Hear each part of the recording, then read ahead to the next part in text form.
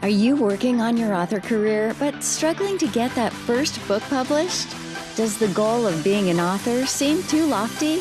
Or thoughts of having multiple books and making a full-time living are as fantastical as living in Cinderella's castle? Welcome to Discovered Wordsmiths, a podcast where aspiring authors can be heard. Join Stephen Schneider as he finds and talks to authors you may not know, but authors that have gotten their foot on the author career path. Hear what they've done to get there and where they want to go now. Settle back. It's time for a bit of inspiration and advice. Come listen to today's Discovered Wordsmith.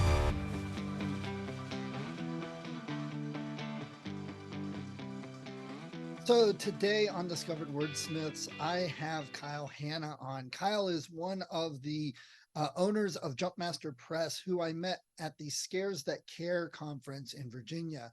And in the upcoming weeks, there are going to be several authors from Jumpmaster Press that are on, all talking about their books. It was great seeing the Jumpmaster Press guys. They have a great bunch of authors. They do some great work. So I encourage everybody to check out Jumpmaster Press and enjoy this interview with Kyle. And in the meantime, you may notice that I haven't had anyone on in a couple weeks. I need to get everybody back, Kathy and Tom and everybody, because it's just been really busy. So I've been doing author tables. I've been doing lots of writing and some new avenues of my writing. So I just haven't had time to get everybody on and get these episodes with talking about new books. And I really need to. It's almost July. So let's just listen to Jumpmaster Press, Kyle Hanna today, and we'll get everybody else on after this. Today on Discovered Wordsmiths, I want to welcome Kyle. Kyle, hello. How are you doing this great afternoon? I am great. It's a beautiful day. So Same here. Same here. First thing I really got to say to you is, oh no, Mr. Bill. Isn't that? Yeah. Excellent. And you're wearing a grumpy old man shirt, right? yeah, I do what I want. Yeah. I do what I want. But we're some of the people that would recognize that, I think. Oh, the Bill. Yeah. It's actually a dog toy, but when I saw it, I said, oh no, it's mine now. Nice. And I actually play it a lot during Zoom meetings. Somebody will say something and it's a perfect attention getter. Nice. All right, we're going to talk about some of your books and about the business you are part of, Jumpmaster Press. But before we do all of that, let's find out a little bit about you. Where do you live and what are some of the things you like to do besides writing? Okay, my name is Kyle Hanna. I live in the suburbs of Birmingham, Alabama. I retired from the Army about 8 years ago. I spent 30 years as a paratrooper and finance and logistics guy. If you see me walking around, it's usually with a slight limp, but you know what? It was worth it. I got to travel a lot. I saw the world, and that's not too bad for a country boy from Alabama. Nice. So, but these days, I edit, I go play in the backyard and just enjoy the sunshine and just enjoy retirement. Nice. I see a guitar in the background. You play? I play at it more than I play it. There's also a keyboard back there. There's a bass. Yeah. If anyone just walked in and looked, they'd say, wow, you're a musician too. And I'm like, yeah, sure. Yeah, I've been struggling to try and learn some chording on guitar. It's just so small for me. I'm a bassist and a drummer. Oh, yeah. So, all right. So let's talk about some of your books. I know we picked out a couple that we were going to talk about. So why did you, after being in the Army and a vet, why did you want to start writing books? Actually, I started writing in high school. I had a very overactive imagination. And this was years and years before anyone said the initials ADHD. But that was me to a T. So instead of acting out in class and getting sent to the principal's office and then getting home and getting in even more trouble, I decided to apply my gift toward just sitting quietly and letting my mind wander. And I spent most of my high school years getting good grades, but most of my time my head was down and I was writing something. And somewhere in the house, I still have those 35, 40-year-old stories. They're absolutely horrible. No one will ever see them, but they're still here somewhere. And believe it or not, for one of my series I wrote about 5 or 6 years ago, I actually pulled out some of the ideas I wrote in those stories and incorporated them into this universe I created. And it actually worked out very well. And I keep wanting to go back and go, I've got this that I could possibly, and then I start looking at it again and go, no, it's just too silly. No, not going to do it. Nice. Okay. So Yeah, what, I've been writing for years. I never really took it seriously until I was deployed to Afghanistan in 2002. That's when I wrote my true first novel, came home, put it on a shelf until 2010. And then since 2010, I guess it's been an average of a book a year. I've got 12 novels out.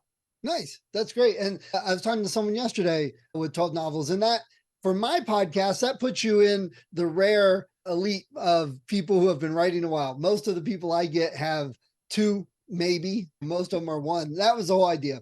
So what are some of the books we're going to talk about? Tell us about those. Okay, I picked out 3 of the 12, and you can see I keep my little library up there. The first one is called No Harbor, and it is a space pirate story. And I've always said I was either born 200 years too late or 200 years too early. For this one, I took a lot of the pirate lore. I always do a lot of research for my stories. And so I researched the pirate lore, and I just put everything 200 or 300 years in the future and had a fast-paced, action-oriented pirate story. Nice. My latest book came out last year. It's called 1,000 Cuts. And it is a futuristic crime thriller. So it's about 30 years in the future, so I could have a few liberties with geographical landmarks and cities and stuff like that. I just had some fun with it. But that's actually a big departure for me. Most of my stuff is sci-fi fantasy.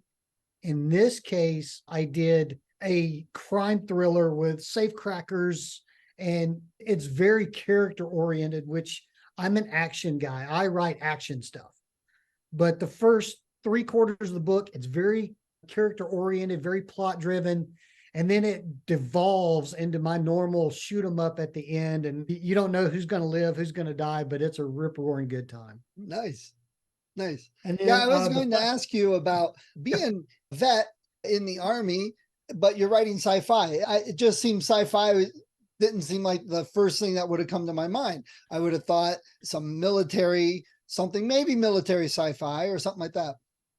My first novel was military sci-fi, and I keep a lot of the military and the action-oriented stuff from what I learned in the Army, but I'm a huge sci-fi. I love starships. I love exploring planets and stuff like that. So when I sat down to write a space opera, if you will, which I've got one up here, I tell when I'm at a convention and telling people about the Tri-System Authority, I'll tell them, I said, look, it is a very Star Wars-esque story.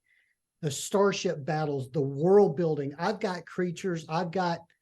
You walk into the Tatooine Cantina, that's in there. All the alien races. And I tell authors all the time, I say, have fun with it.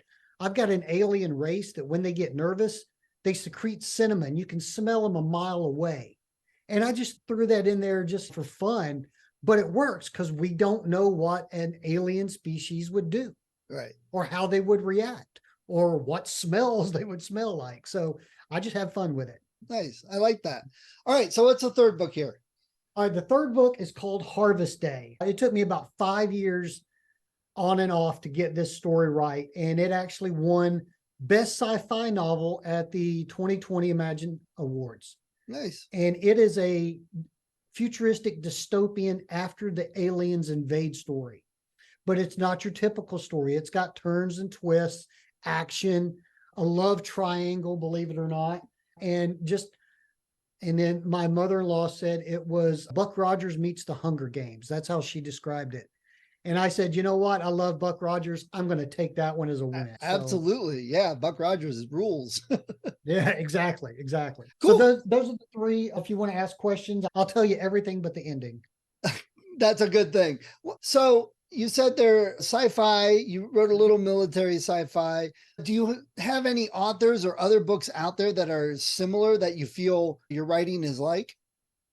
One of my favorite authors in the military sci-fi genre is William Dietz. He did the Legion series or Legionnaire series, Bounty Hunter, Cade Bounty Hunter. He's got a dozen or so novels that are very influential. And I actually got to meet him a few years ago, got some books signed, and he got a couple of mine. It's nice to trade them out. I sat down with him for about 30 minutes and we just talked shop, which was absolutely amazing. So yeah, he was a big influence. Lately, I've been reading a lot of Larry Correia, his fantasy and the Monster Hunter series. The weather's turned nice, so I'll go sit on the back porch with a book and just sit there and lose track of a couple of hours. But I'm seeing his style and other author styles, and I'm like, I could do this with something, and it just gets the mind going. That old adage, if you want to be a better writer, be a better reader. And in a lot of cases, it is true. I'm not going to copy their styles. I'm going to learn from what they did because they're at the next level, and that's where I want to be. I've got to learn a few more tricks. Got it. Okay. And that's great. I've always said, I think authors are better than actors because actors get that standoffish, a little bit of ego, and they're better. They don't have time to talk to all the fans and stuff, but authors can walk down the street and they'll talk with you. They'll take pictures and they treat other people as authors, not I'm better than you or anything like that. A couple of things about that. One, I've done some screenplays. I've written a novel from a screenplay. Screenplays are very important, but the actor, they get the screenplay and it says angrily say this, and that's what they do. They act it out. The writer is the unsung hero because they're actually writing what the actor says. Without a good writer, and we've all seen a movie going, oh Lord, what was that? The acting was good, but the writing was horrible, or vice versa. You've got to have a good writer and a good actor to really bring it forward. Right. Yeah, writers are the unsung heroes in everything. So from a screenplay to the actors on stage to a radio production, it all boils down to, is the writing any good? And that's subjective, and it also depends on the style and genre you're in. I just talked to an author. What movie was the novelization? Oh, it's a friend of mine. He's a director. Nice. He wants to go to the next step. He's out of Atlanta. He wrote a horror screenplay, and I've known him a few years. So he said, why don't you write the novel for me? I said, okay. And I thought he was in production for the movie. I was like, man, this is going to be great. Everything's going to hit at one time. And then it comes like this, okay, the trailer's done. Wait a minute, where's the movie? I'm still doing this. But you know what? The book's turned out to be one of my best sellers. Nice. And so I'm happy. He's happy. But and then I've written a few. I've got a alternate history time travel series called Time Assassins. And not to steal anything, but think Quantum Leap with historical events. Oh, okay. Yeah. So I actually took the first book and wrote the screenplay for a TV series. I think it would be a fantastic time travel series. And so I've got the first episode written. It's in screenplay format. So if anyone's out there, give me a call. We'll talk. Right. There you go.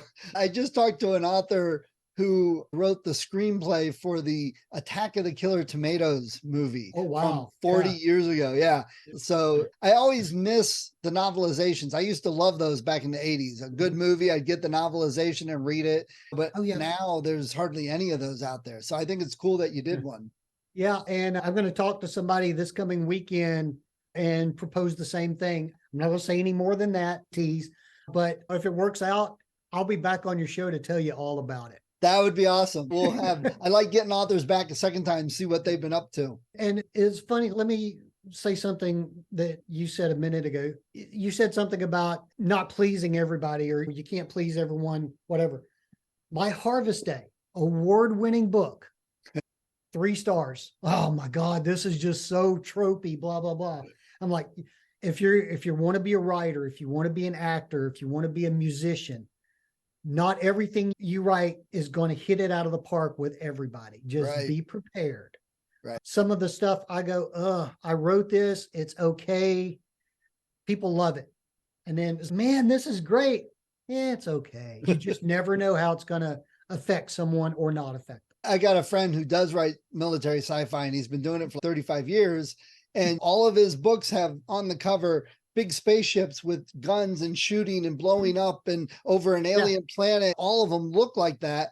And he laughs about this one-star review that said, "This is a horrible romance." Well, yeah, of course it is, because there's no romance in it. Yeah, my business partner and I, to segue into Jumpmaster Press if you want, we take a lot of joy in turning lackluster reviews or one-star reviews into advertisements. I got one, the audiobook, it was for Harvest Day. No one. Oh, it was for Jake Cutter. It was the Tri-System Authority. The guy left me a review on Amazon after listening, not Amazon, sorry. Let me back up. The guy left me a review on YouTube after listening to the audiobook. And he said, "This has no basis in reality." And I went, duh, it's a sci-fi book. It's got spaceships and aliens and lasers. No, has no basis in reality. He's absolutely right. That's so funny. I took that, copied it, and made it into a social media post and say, hey, you know what? If you want to get away from reality like this guy did, go listen to Jake Cutter. Yeah, nice. crazy. Love that. And I do have a bunch of questions for Jumpmaster Press in a couple minutes. But first of all, what we talked about some of the feedback from your books. Yeah. But if you had a choice, would you rather see your books turned into movies or TV shows? It depends on the book. I've got 3-book trilogies, the Time Assassins and the Tri-System Authority. I think Time Assassins would make a great TV series. There's already 3 or 4 seasons worth of material in the books. The script writers don't have to go far. But then I've got stuff like Harvest Day or No Harbor that would probably make pretty decent movies, and they're standalones. So it really depends on the book. My writing style is I will sit right here. I will stare off into space and see the scene. I see the movie, and then I write what I see. And that's my writing style. So it can very easily be transferred to the big or small screen, because that's how I see it when I write. Okay. All right. And besides Jumpmaster Press, do you have an author website?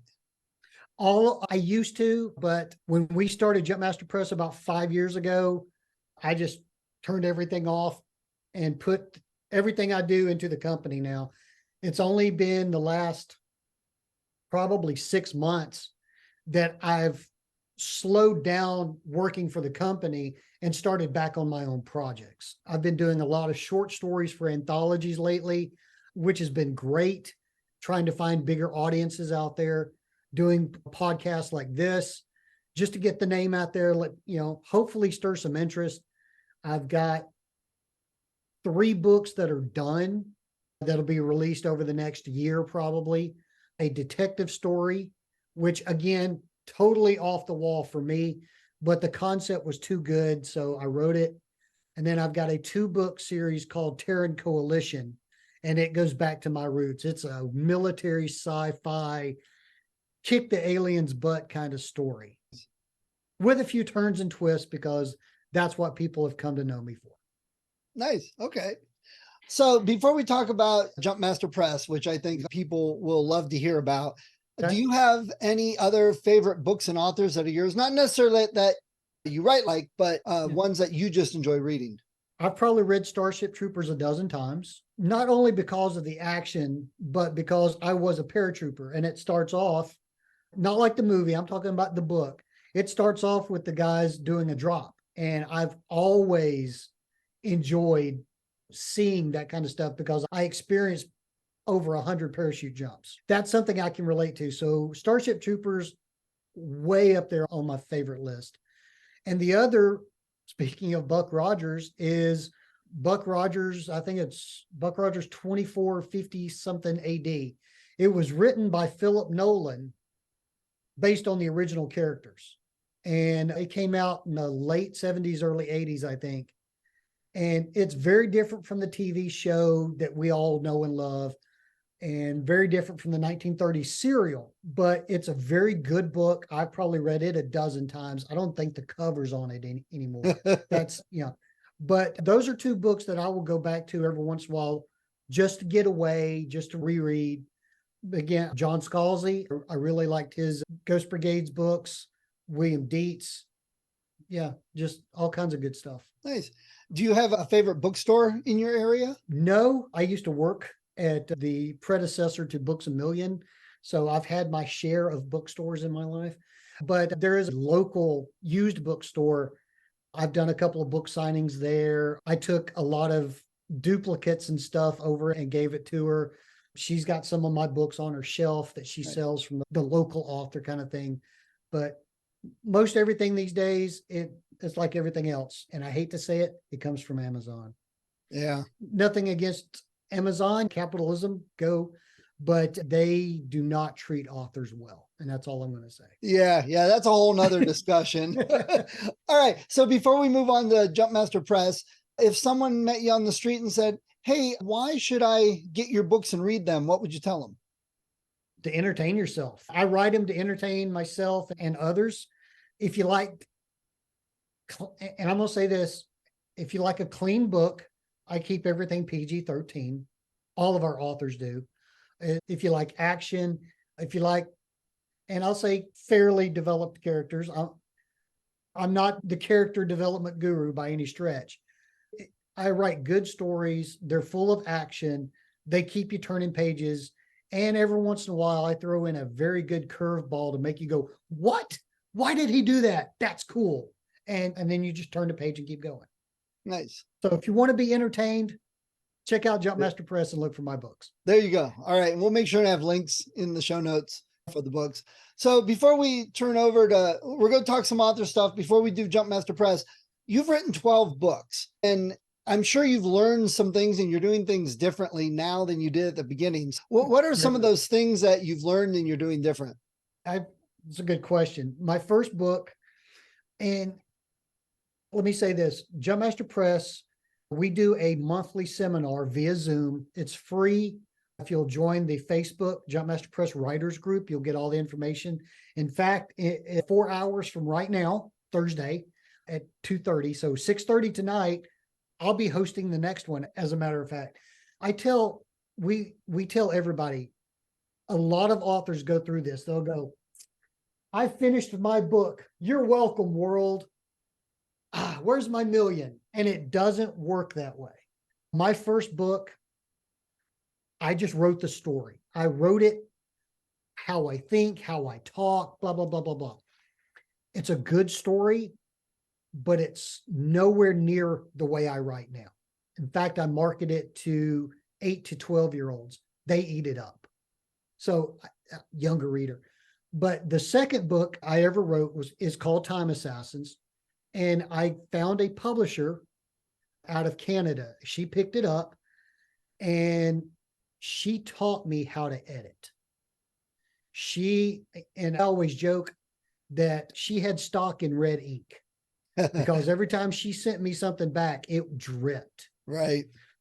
But I took those lessons, and then the second book in the series is that much better. The third book is that much better. And over the last 12 years, I've truly honed my craft. I'm not the greatest writer in the world. I won't ever claim to be, but I'm a pretty good writer. And it shows if you read my first book, To Aid and Protect, and you read 1,000 Cuts, which came out last year, you'd swear it was two different writers. And so we take those lessons and we put them into the seminar we do each month.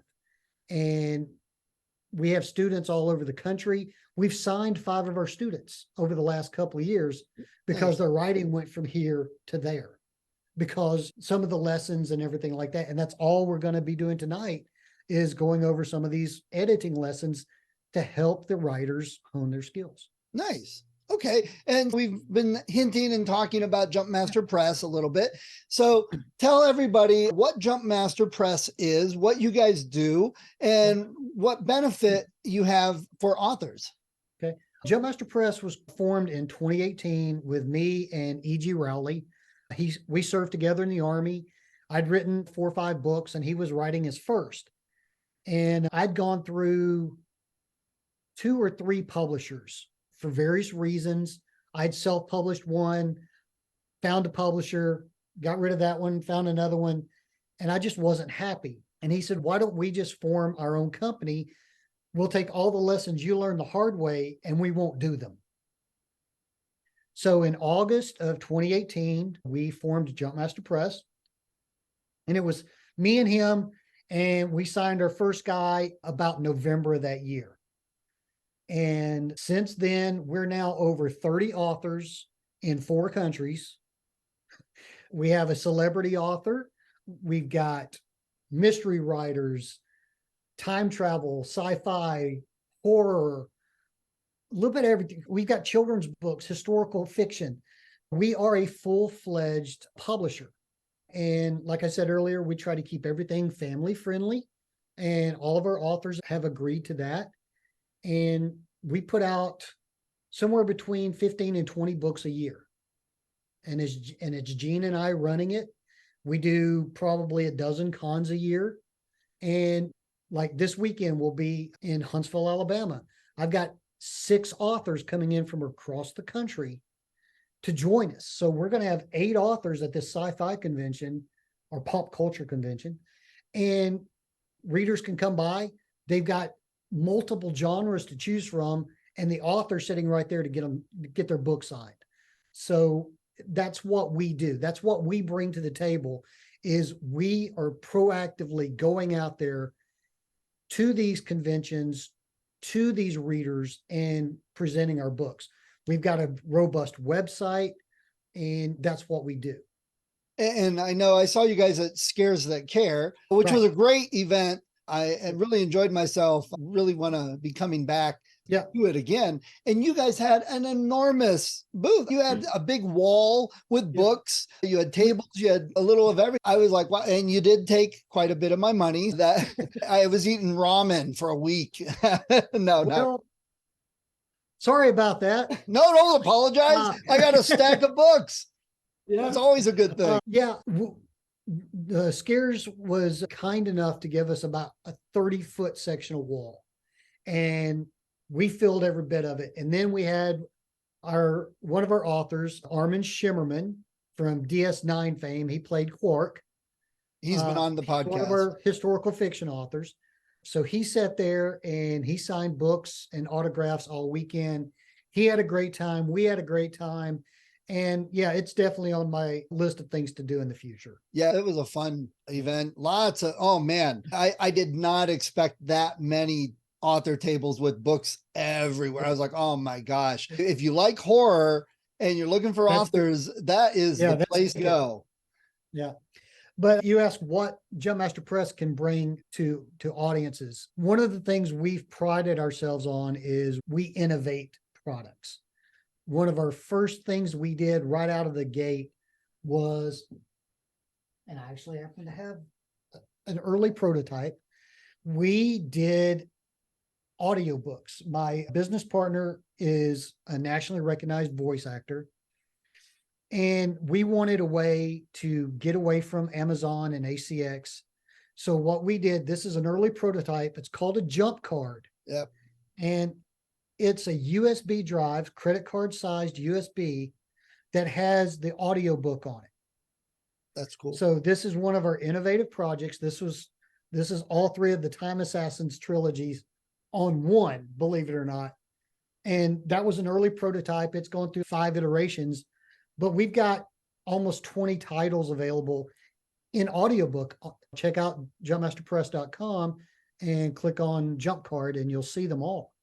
But that's an innovative product. It's a way for authors, our authors, when they do their own conventions, somebody will walk by and it's like, yeah, I've got it available in paperback or audiobook. And they're like, whoa, audio? And then another thing, that was like the first year.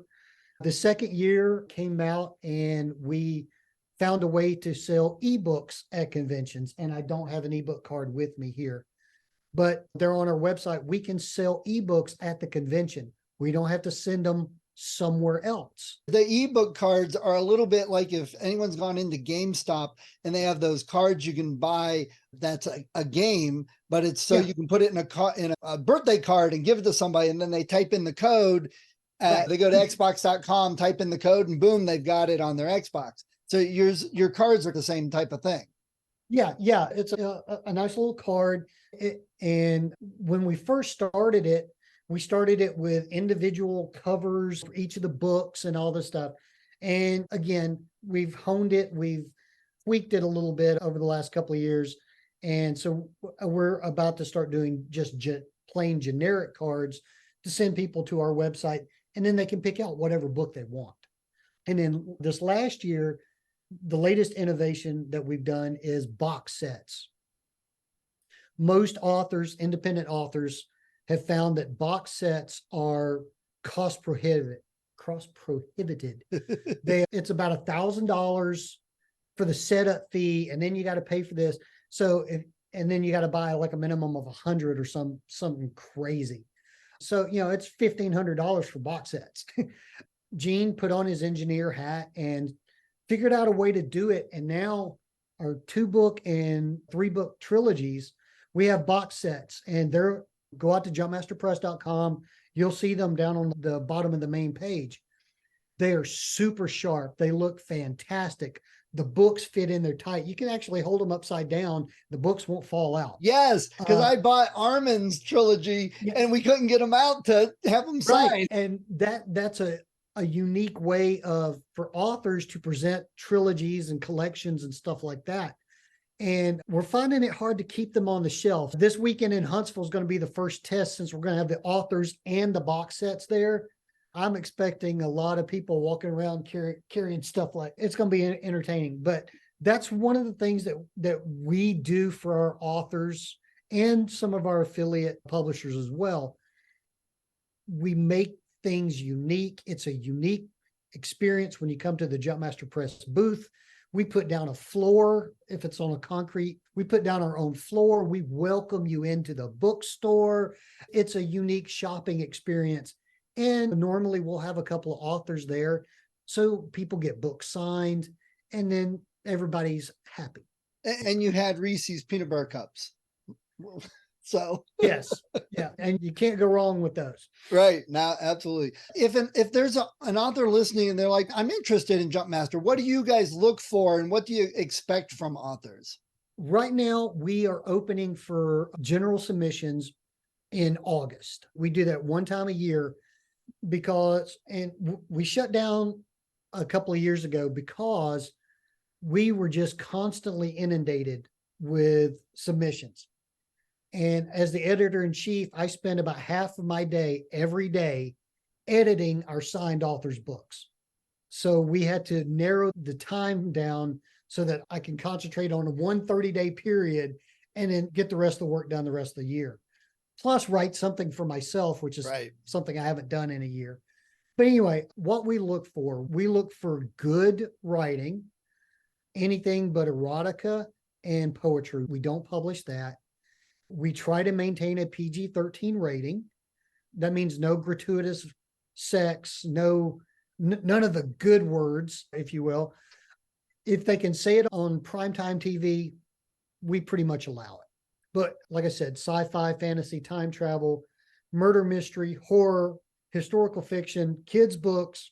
Steampunk, yes. General fiction. We've got several thrillers on the shelf as well. Like I said, we're a full-fledged publishing company. We look for good, solid writing. And once you submit to us, you basically fall into 2 categories. One, and let me back up. We have a selection committee. It's not just me sitting there going, ooh, I don't like this guy or whatever. We actually have a committee of about 4 to 5 people that will grade every submission. And what they look for is the plot, the writing, the grammar, et cetera, et cetera. And once it's graded, most everybody falls into 2 categories. It's pretty good with a little editing. This is good. So send them an acceptance letter. And then otherwise, it's a revision letter.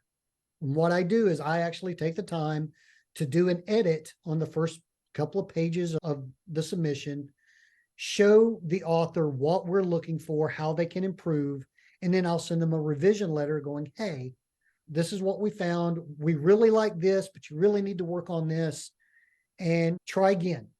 And I just last couple of weeks ago, I had somebody 6 months after the fact send me in their second thing, and they got that much better. It's very rare that we do an outright rejection letter. I think I've done less than 10 in 5 years, just flat outright rejection. And I hate to do it because I think everybody has some potential, but at some point I've got to weigh the cost benefit of, do I have the time to spend trying to make this story acceptable or not?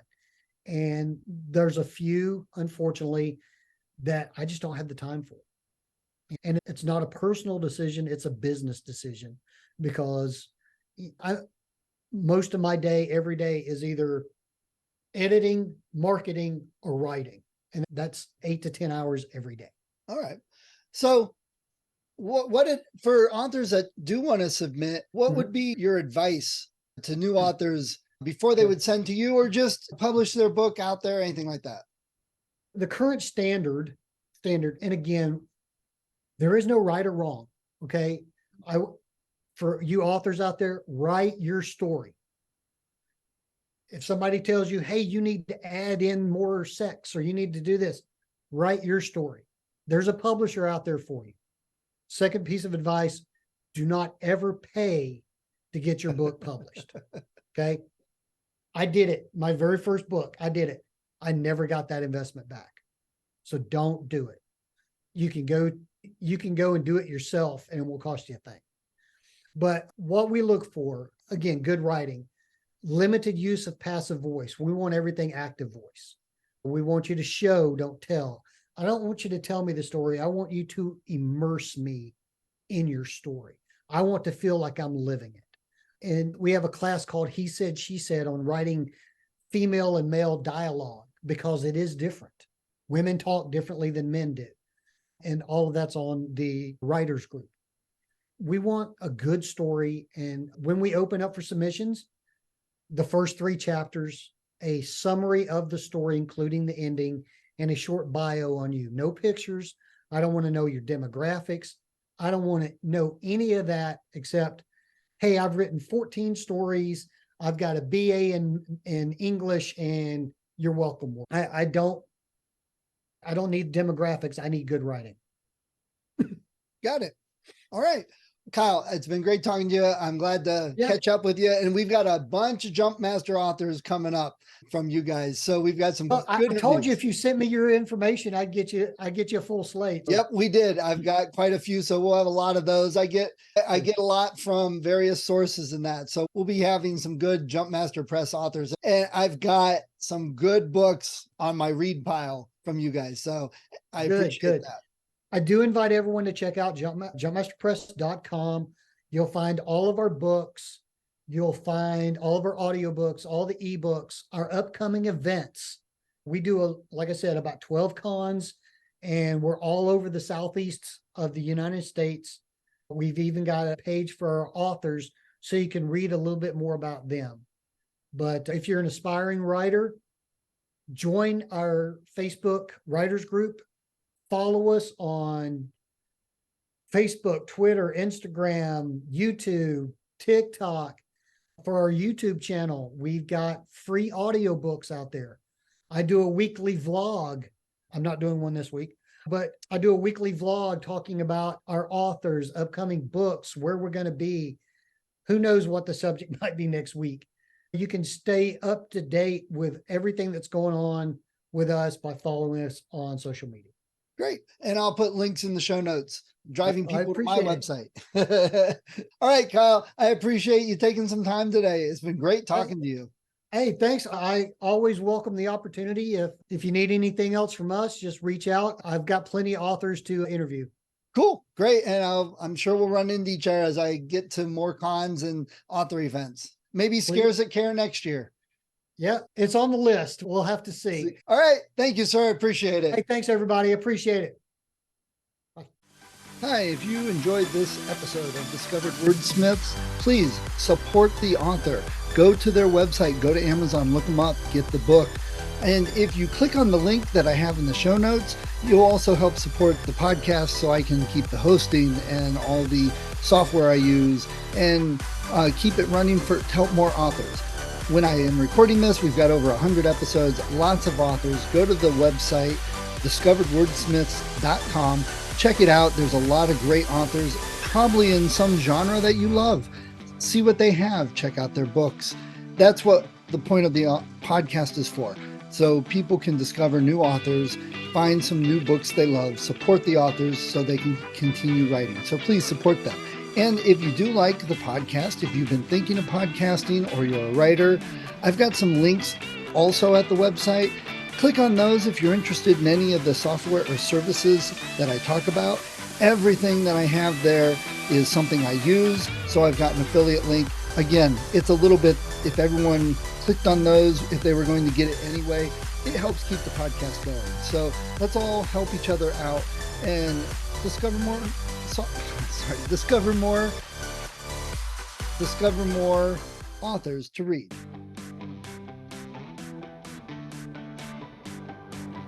Thank you for listening to Discovered Wordsmiths. Come back next week and listen to another author discuss the road they've traveled, and maybe, sometime in the near future, it might be you.